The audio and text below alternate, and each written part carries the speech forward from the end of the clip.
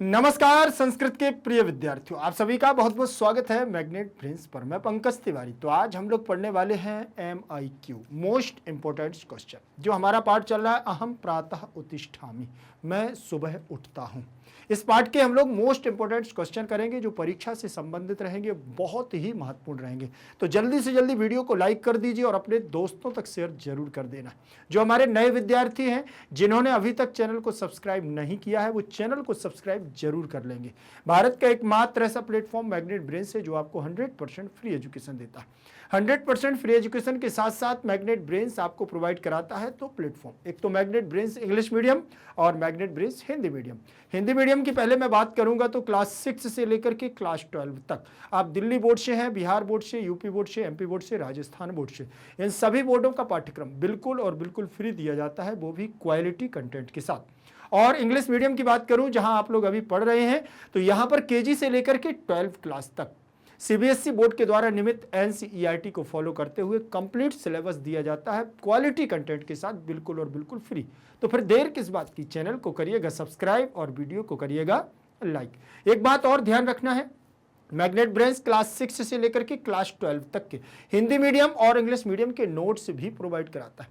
वो नोट्स जो आपकी परीक्षा में बेहतर से बेहतर नंबर लाने में आपकी मदद करेगा।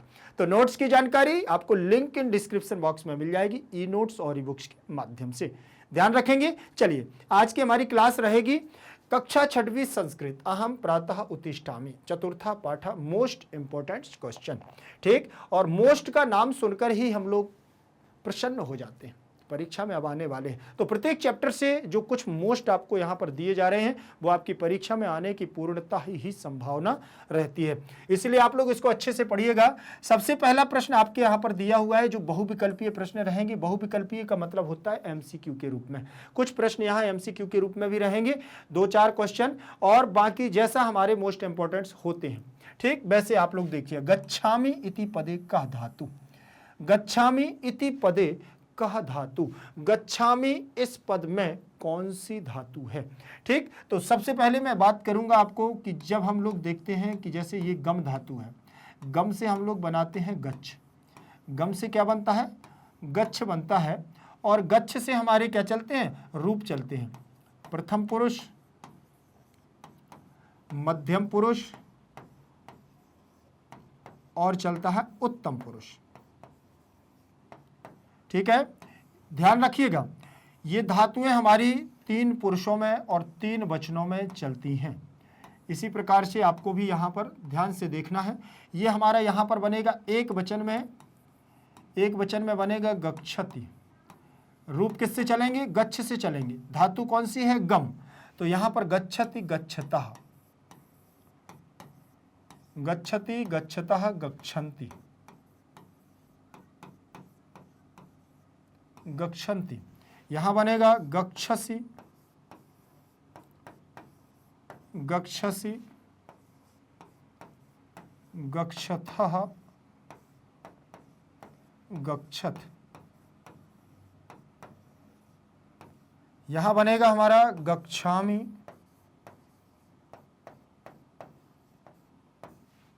गच्छावः, यहां बनेगा गच्छामः।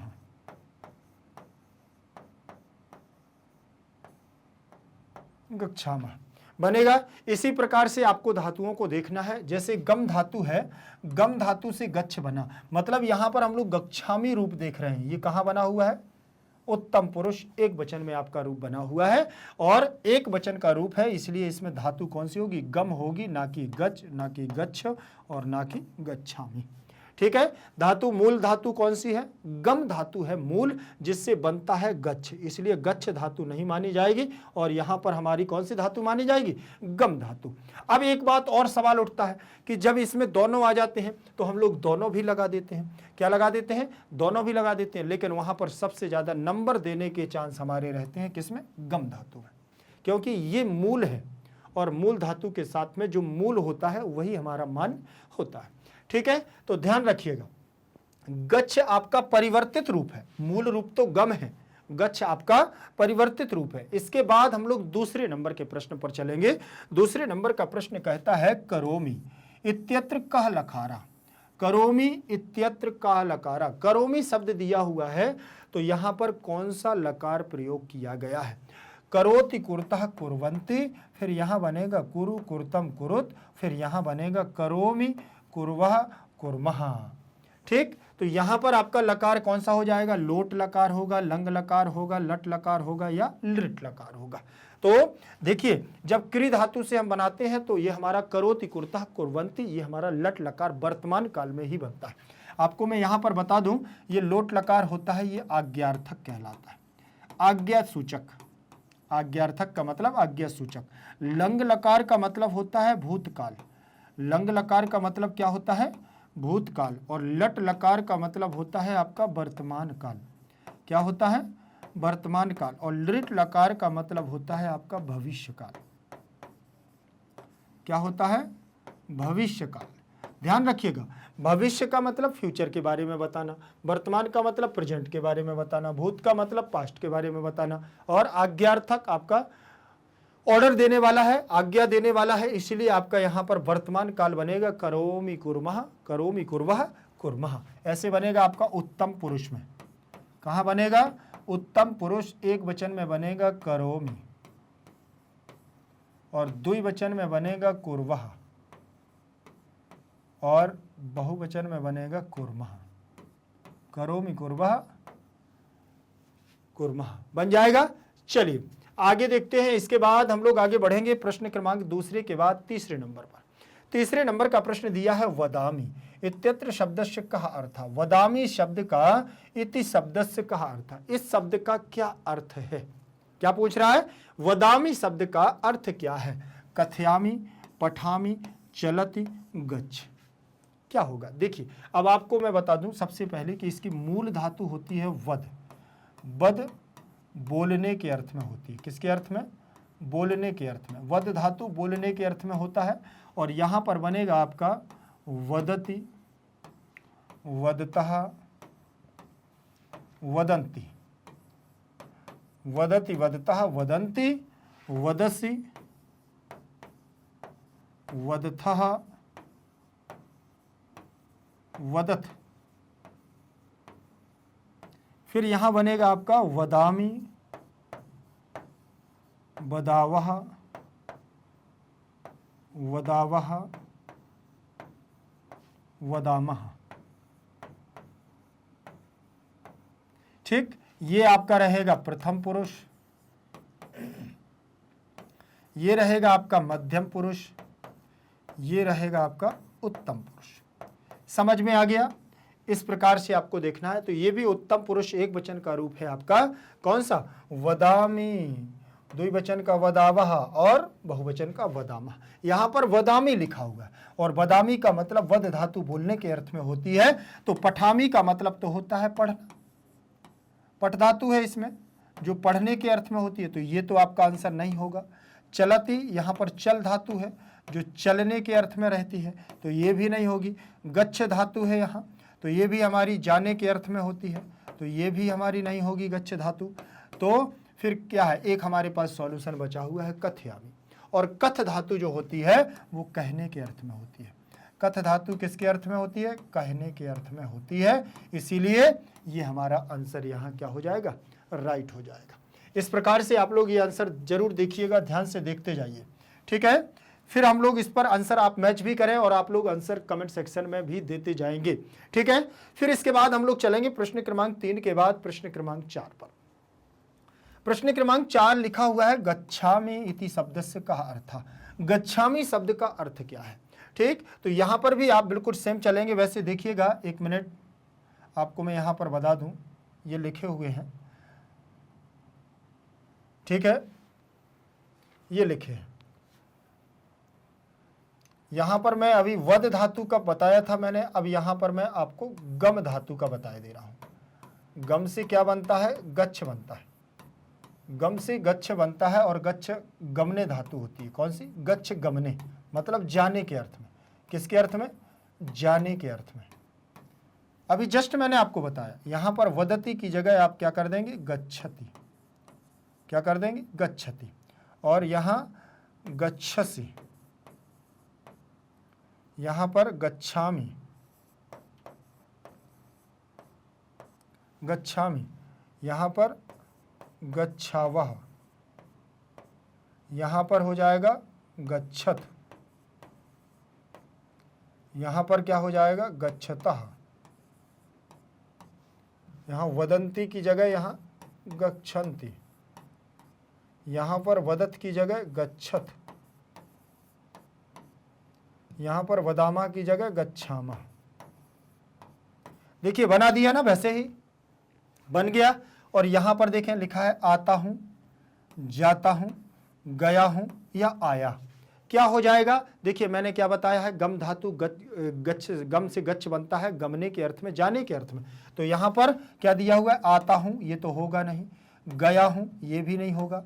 और गया हूं, ठीक, और आया हूं तो ये भी नहीं होगा, मतलब जाता हूं, क्योंकि अहम जाता, अहम गच्छामि, मैं जाता हूं। इस प्रकार से आपकी क्रिया बनेगी और यहां पर आपका आंसर हो जाएगा जाता हूं। ठीक है, चलिए आगे देखेंगे। इसके बाद हम लोग दूसरे नंबर पर चलेंगे, जिसमें लिखा हुआ है आपका दैनिक कार्य। क्या लिखा है? दैनिक कार्य इति शब्द से संस्कृत शब्दम चिनुत। ठीक, दैनिक कार्य जो शब्द है उसका संस्कृत शब्द में आपको चयन करना। दैनिक कार्य का संस्कृत शब्द क्या हो जाएगा? दिनचर्याम, प्रातःकाल, समयम, दिनम दिनम प्रति। कौन सा शब्द जो हो जाएगा, जो आप यहां पर इस शब्द का संस्कृत रूप मान लेंगे? दैनिक कार्य का मतलब डेली का कार्य, दिन का कार्य। ठीक है, तो दिनचर्याम जो हम लोग सुबह से उठ करके शाम तक करते हैं, फिर रात्रि में सो करके फिर अपनी दिनचर्या करते हैं, जो एक एक कार्य को करते हैं वो दिनचर्यायाम या प्रातःकाल सुबह कहलाएगा, समयम समय कहलाएगा, दिनम दिनम प्रति प्रत्येक दिनम ये कहलाएगा। तो नहीं, इसके लिए हमें क्या करना पड़ेगा? दिनचर्यायाम।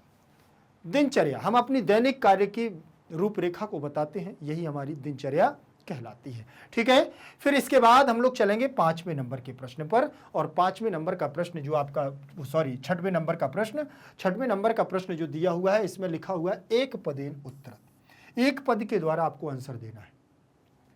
एक पद के द्वारा आप आंसर देंगे। तो पहला प्रश्न इसमें दिया है सा अष्टवादने कुत्र गच्छति। सा माने वह, सा माने वह। आपने पूरा पाठ देखा होगा अपनी दिनचर्या वाला, उसमें एक साइड में एक बालिका बनी हुई है, एक साइड में एक बालक बना हुआ है। वो अपनी दिनचर्या के बारे में बताता है। तो वो कहती है कि सा अष्टवादने कुत्र गच्छति। सा माने वह, मतलब लड़की की बात आ रही है, क्योंकि बड़ा सा लगा हुआ है। अगर यहाँ ये वाला सा लगा होता तो लड़के की बात हो जाती। ठीक है, इसीलिए बड़ा सा लगा है, मतलब लड़की की बात चल रही है। तो सा अष्टवादने कुत्र गच्छति, वह 8 बजे कहाँ जाती है?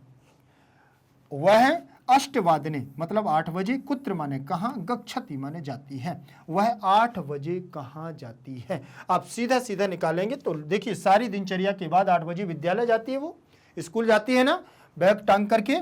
तो यहाँ पर देखो लिखा हुआ है विद्यालयम। ठीक, कहाँ जाती है वह? 8 बजे विद्यालय को जाती है। फिर इसके बाद लिखा है सा सार्ध सप्तवादने किम करोति। सा माने वह, सा का मतलब वह, सार्ध सप्तवादने का मतलब होता है 7:30 बजे, किम माने क्या, करोति माने करती है, करती है। वह 7:30 बजे क्या करती है? वह 7:30 बजे क्या करती है? तो बताइए 7:30 बजे वह क्या करती है? अल्पाहार। क्या करती है? अल्पाहार करती है, मतलब नाश्ता, प्रातराशम। क्या करती है? प्रातराशम, अर्थात वह सुबह, इसका मतलब होता है नाश्ता, सुबह का नाश्ता। ठीक है, समझ में आ गया? 7:30 बजे, 8 बजे विद्यालय जाती है, 7:30 बजे पहले विद्यालय जाने से पहले नाश्ता करती है। फिर इसके बाद दिए हुए हैं और भी हमारे प्रश्न, जिसमें लिखा किम सा प्रार्थनाम करोति। क्या, सा माने वह, किम माने क्या, सा माने वह, प्रार्थनाम माने प्रार्थना को, प्रार्थना, करोति माने करती है। क्या वह प्रार्थना करती है? क्या वह प्रार्थना करती है? तो बिल्कुल करती है, आम, हाँ, वह प्रार्थना करती है। करती है कि नहीं करती है? वह प्रार्थना करती है। और फिर इसके बाद नीचे अगला प्रश्न दिया हुआ है कि मातुः पितुः च किम करोति। माता और पिता, मातुः मतलब माता के, और पितुः माने माता के और चा मतलब और पिता के, माता के और पिता के क्या करती है, क्या करती है, माता और पिता की क्या करती है, चरण वंदन, चरण वंदन करती है कि चरण वंदन करता है। तो यहां ऐसा कुछ भी नहीं लिखा है कि सा स्त्रीवाची है कि पुल्लिंगवाची, दोनों हैं, वहां बालक भी है बालिका भी है। तो माता और पिता की क्या करती है, चरण वंदन करती है, या माता पिता की क्या करता है, तो चरण वंदन करता है, प्रणाम करता है माता पिता को। देखिए चरण वंदनम क्या लिखा हुआ है, चरण वंदनम, ठीक, माता और पिता को वह चरण वंदन करता है। और फिर इसके बाद आगे बढ़ेंगे, प्रश्न क्रमांक 7 है जिसमें आपको प्रश्न निर्माण करना है। क्या करना है, प्रश्न निर्माण करना है और प्रश्नों को आपको बनाना है। कैसे बनाना है प्रश्नों को, आपको एक बात ध्यान रख लेना है कि किम के रूप जरूर याद रख लेना। किम के रूप, ये आपके स्त्रीवाची में बता रहा हूं पहले, ये स्त्रीवाची का, काम, कया, कस्यै, कस्याः, कस्याः, कस्याम।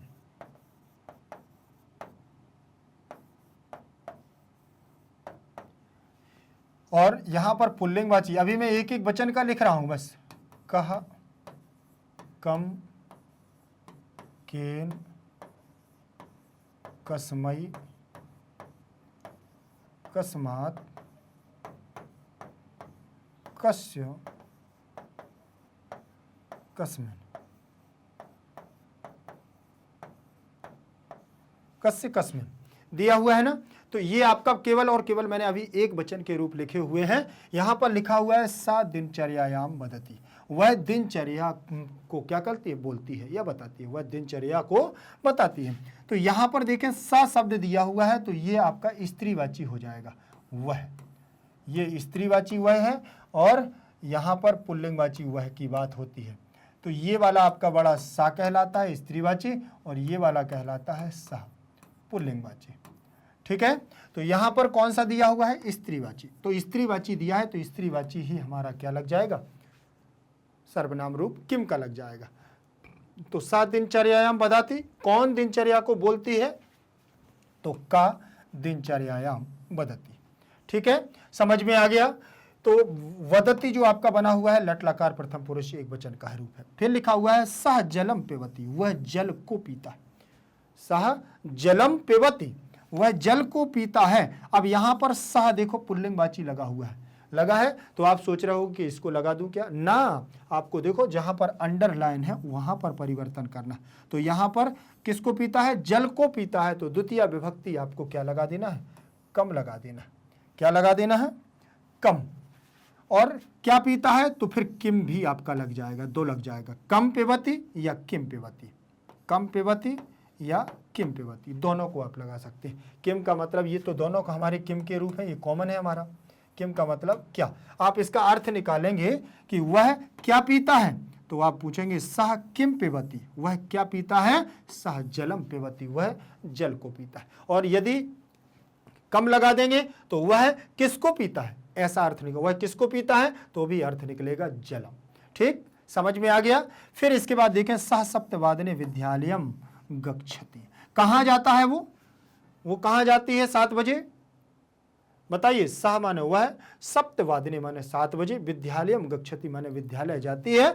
तो यहां पर कुत्र लग जाएगा, कुत्र माने कहां, स्थानवाची शब्द आ गया ना, कुत्र, तो कहां जाती है, सप्तवादने विद्यालयम, सप्तवादने विद्यालयम, तो यहां पर कुत्र, कुत्र लग जाएगा, क्या लग जाएगा, कुत्र, ये आपका कुत्र हो जाएगा। फिर इसके बाद हम लोग आगे बढ़ेंगे और आगे हमारा दिया हुआ है सह पंचवादने उत्तिष्ठति, वह 5 बजे उठता है, वह क्या करता है, 5 बजे उठता है, सह पंचवादने उत्तिष्ठति, वह 5 बजे उठता है। तो पंचवादने लिखा हुआ है, कदा, कब उठता है, तो यहां समयवाची शब्द आ जाए तो आपको कदा लगा देना है। कदा का मतलब होता है कब, वह कब उठता है, 5 बजे उठता है, समझ में आ गया। फिर इसके बाद लिखा है तस्य नाम संदीपः अस्ति, उसका नाम संदीप है, तस्य नाम संदीपः अस्ति, उसका नाम संदीप है। तो यहां देखो तस्य लिखा है, अब संदीप पुल्लिंगवाची है तो पुल्लिंगवाची देखो तस्य कहाँ है, ये है कस्य, तो बस आपको क्या कर देना, तस्य की जगह कस्य कर देना, बन जाएगा। बहुत सरल है, बहुत सरल है। अगर आप एक बार इसका कॉन्सेप्ट समझ जाओगे तो बिल्कुल आपसे कभी भी ये भूलेंगे नहीं। समझ में आ गया? चलिए आगे देखेंगे हम लोग। इसके बाद समयम संख्या भी, अगला हमारा जो प्रश्न है, आपको संख्या रूपी, देखो यहाँ पर संख्या में लिखना है। ये संस्कृत में समय लिखा हुआ है, आपको संख्या में ना लिख करके, आपको संस्कृत में ना लिख करके समय कैसे लिखना है, संस्कृत में। जैसे पादोन अष्टवादनम, तो मैंने आपको बताया था एक घड़ी के माध्यम से, अगर नहीं आप लोगों को मालूम है तो आप जल्दी से जाकर के magnet brains Hindi medium search करेंगे तो वहाँ पर आपको इसके पूरे के पूरे शॉर्ट पड़े हुए हैं समय चक्र के, उनको भी आपको ध्यान से देख लेना है। ठीक है, मैं अभी यहाँ पर शॉर्टकट में आपको बता दे रहा हूँ, ठीक है, और बाकी आपको देख लेना है।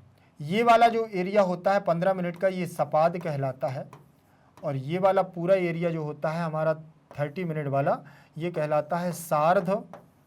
ठीक, यहाँ पर बड़ी सुई आती है तो सपाद, और यहाँ बड़ी सुई आती है तो सार्ध, और यहाँ बड़ी सुई आती है तो पादोन शब्द का प्रयोग किया जाता है।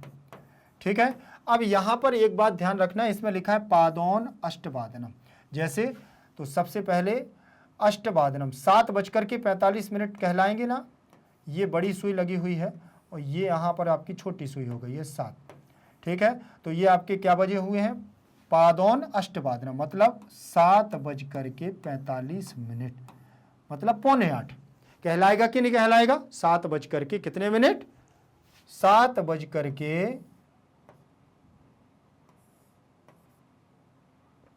ध्यान रख लेना, 7 कितने मिनट हो गए हैं, 45 मिनट, इसलिए यहां पर लिख गया है पादोन अष्टवादनम। फिर यहां लिखा हुआ है सार्ध पंचवादनम, सार्ध की जगह क्या होता है, 30 मिनट। ठीक, तो ये हो जाएगा आपका कितने बजे, पंचवादनम, तो यहाँ 5 लिखा हुआ है, यहाँ 4, और 5 देखो 5:30 हो जाएगा, मतलब 5:30 बज चुका है। तो यहाँ पर क्या लिख दोगे आप, 5:30 लिख दोगे कि नहीं लिख दोगे। फिर इसके बाद आप ध्यान से देखें, इसमें लिखा हुआ है सपाद पंचवादनम, क्या लिखा है, सपाद पंचवादनम।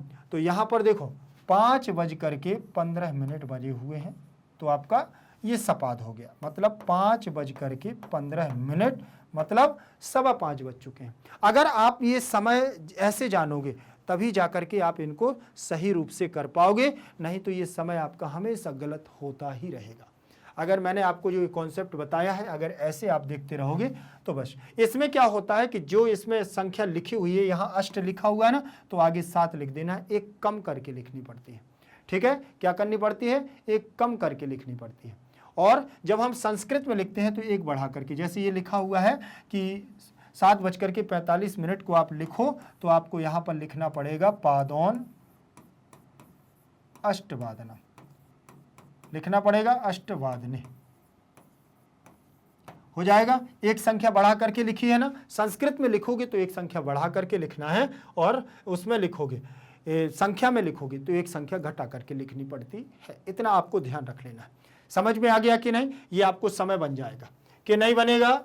अगर ना बने तो आप लोग मुझे कमेंट सेक्शन में जरूर बताइएगा, और वहां पर जाकर के शॉर्ट जरूर देख लेना है, पूरे समय चक्र के शॉर्ट पड़े हुए हैं। ठीक है, फिर इसके बाद ये दिखा हुआ है 5:30, और ये है आपका 5:15। पहला दिया हुआ है देखो पादोन अष्टवादनम, मतलब 7:45, 7:45, और यहाँ पर 5:30, और यहाँ सपाद पंचवादनम, मतलब होता है 5:15 बजे। फिर इसके बाद और भी अभी दिया हुआ है, इसको देखिएगा पादोन नववादनम। अब पादोन नववादनम के लिए मैंने क्या बताया था, ठीक है ना, तो 8:45 कैसे कहलाएंगे आपके, 8:45, 8:45 होंगे तभी तो पादोन नववादनम होंगे। 9 बजने में आपके क्या है, 45 मिनट बाकी रहेंगे, वो 15 मिनट बाकी रहेंगे ये 9 बजने में। तो यहाँ 12 रहेगा, यहाँ 3 रहेगा, यहाँ 6 रहेगा, रहेगा कि नहीं रहेगा। देखिए 8:45 ऐसे ही कहलाएगा। तो ये 8:00 कितने मिनट हो जाएंगे, 8:45। तो इसमें देखो लिखा नववादनम, एक संख्या बढ़ा करके लिखी है ना, नववादनम, 8:45 ऐसे हम लोग बोलते हैं, 8:45 9। फिर इसमें आगे चलेंगे और आगे दिया हुआ है द्वादश वादनम। द्वादश का मतलब 12। द्वादश का मतलब क्या होता है? 12। द्वादश का मतलब क्या होता है? 12। तो 12 बजने के लिए हम क्या कहेंगे? 12 बजने के लिए हम क्या कहेंगे? दोनों सुई हमारी एक ही कांटे पर होंगी, ठीक है, ये कहलाता है 12। तो आप इसको संख्याओं में लिखोगे तो संख्याओं में लिखने के लिए आपको क्या करना है? ऐसे कर देना है, ये बन जाएगा आपका 12 बजना, ठीक है ना। तो इसको हम संस्कृत में कहेंगे द्वादश वादनम, और इसको कहेंगे हम क्या? पादौन नववादनम, 7:45, 8:45। फिर यहां लिखा है सार्ध एकादश वादनम। सार्ध एकादश, ठीक, एकादश हम किसे कहते हैं? 11 को कहते हैं। किसको कहते हैं? 11 को। अब सार्ध एकादश वादनम मतलब छोटी वाली जो सुई हमारी होने वाली है, वो छोटी वाली सुई कहां जाएगी? 11:30 के बीच में जाएगी, और बड़ी वाली सुई कहां जाएगी? 6 पर जाएगी। 30 मिनट होंगे ना, तो ये 11:30 बजेंगी, और 11:30 के लिए आप क्या कहोगे? 11:30 ऐसे बजाओगे कि नहीं बजाओगे? तो 30 मिनट के लिए यहां पर सार्ध आ जाएगा, और जो डिजिट हमारी है 11 की, उसको आपको क्या कर देना? एकादश में लिख देना। बस इतना ध्यान रखना, ये क्रॉस मार्किंग चलती है। जब संस्कृत में जाओगे तो ये 30 जो लिखा हुआ है, ये सार्ध आगे आ जाएगा, ठीक, और एकादश को आपको क्या कर देना है? पीछे ले जाना है। एकादश, सार्ध एकादश वादनम। वादनम शब्द तो जोड़ना ही पड़ेगा आपको, बजने का समय सूचक है ना, इसलिए वादनम शब्द जोड़ देना है, और सार्ध एकादश वादनम आपकी संख्या हो जाएगी, बन जाएगा। चलिए आगे बढ़ते हैं। ये आपका समय है, और समय को आप ध्यान पूर्वक इसमें जरूर देखिएगा। ये देखो 8:45, ये 12 बजा हुआ है, और ये 11:30 बज चुका है। फिर इसके बाद हम लोग चलेंगे मेलनम। मेलनम का मतलब होता है हमें इनको क्या है? सही क्रम में मिला देना है। ये प्रश्न क्रमांक 9 है। ये आपका खंड का और खंड खा, 2 आपके पार्टीशन दिए हुए हैं। यहाँ के शब्दों को आपको इससे क्या कर देना है? मैच करवाना है, ठीक है। कैसे करेंगे? जैसे यहाँ पर लिखा है दिनचर्याम, तो आपको यहाँ पर ऐसा कोई शब्द लग रहा है जो इससे मैच कर रहा हो, तो चलिए मैं आपको यहाँ पर पहले बताते हैं, फिर इसके बाद आंसर देखेंगे। जैसे दिनचर्या का मतलब दैनिक कार्यम, ठीक, क्या हो जाएगा? दैनिक कार्य। आप लोग भी कमेंट सेक्शन में जरूर मुझे बताइएगा किससे कौन मैच करेगा। तदनंतरम का मतलब होता है बाद में, तो तदनंतरम का मतलब तत्पश्चात कर सकते हैं, थोड़ी देर में देख लेंगे, अगर कहीं गलत होगा तो देख लेंगे। गच्छामी का मतलब क्या हो सकता है? यामी कर सकते हैं गच्छामी के लिए। वदनम का मतलब क्या हो सकता है? बंधनम का मतलब बंधन करना या नमन करना। और प्रतिदिनम का मतलब नित्यम, ये ऐसे कर सकते हैं क्या? आप लोग सहमत हैं इससे? सही है या गलत? आप लोग मुझे हाँ या ना, यस या नो के रूप में आप कमेंट सेक्शन में भी दे सकते हैं। इसको आपको कहीं पर डाउट लग रहा है क्या? इनका ये शब्दों का अर्थ है, संस्कृत के शब्द, और संस्कृत में ही उसका अर्थ है, ठीक है, समझ में आ गया। तो इसका अर्थ एक साथ देखेंगे और इनके शब्दों का अर्थ एक साथ मिलान करेंगे। ये देखिए दिनचर्याम लिखा हुआ है, दिनचर्याम को दैनिक कार्याम से लिख दिया है, तदनंतरम का तत्पश्चात से जोड़ दिया है, गच्छामी को यामी से जोड़ दिया है, वंदनम को नमनम से जोड़ दिया है, प्रतिदिनम को नित्यम से जोड़ दिया है। जोड़ दिया है कि नहीं जोड़ दिया? चलिए आगे देखें। इसके बाद हम लोग आगे बढ़ेंगे, और आगे दिया हुआ है हमारा, ध्यान से देखिएगा, ये हमारा पूर्ण रूप से होता है, और यहां पर हमारे मोस्ट इंपॉर्टेंट क्वेश्चन पूरे हो जाते हैं, ठीक है। मोस्ट इंपॉर्टेंट क्वेश्चन को हम लोग जल्दी से जल्दी अच्छे से पढ़ने के बाद, आपको कोई भी यदि डाउट्स है तो आप मुझे कमेंट सेक्शन में जरूर दीजिएगा। भारत का एकमात्र ऐसा प्लेटफॉर्म मैग्नेट ब्रेन्स है जो आपको 100% फ्री एजुकेशन देता है। 100% फ्री एजुकेशन के साथ साथ मैग्नेट ब्रेन्स आपको प्रोवाइड कराता है 2 प्लेटफॉर्म, एक तो मैग्नेट ब्रेन्स इंग्लिश मीडियम और magnet brains Hindi medium. Hindi medium की बात करूं तो क्लास 6 से लेकर के क्लास 12 तक Delhi board, Bihar board, UP board, MP board, Rajasthan board, इन सभी बोर्डों का पाठ्यक्रम बिल्कुल और बिल्कुल फ्री दिया जाता है क्वालिटी कंटेंट के साथ। और इंग्लिश मीडियम की बात करूं तो यहां पर आपका सीबीएसई बोर्ड के द्वारा नियमित एनसीईआरटी को फॉलो करते हुए कंप्लीट सिलेबस दिया जाता है, ठीक। तो जल्दी से जल्दी वीडियो को लाइक कर दीजिए, और नोट्स की जानकारी लिंक के डिस्क्रिप्शन बॉक्स में मिल जाएगी, ई नोट्स और ई बुक्स के माध्यम से। बहुत जल्द मिलेंगे अगली क्लास के साथ, तब तक के लिए बने रहिएगा मैग्नेट ब्रेन्स के साथ। जय तु संस्कृतम, जय तु भारतम।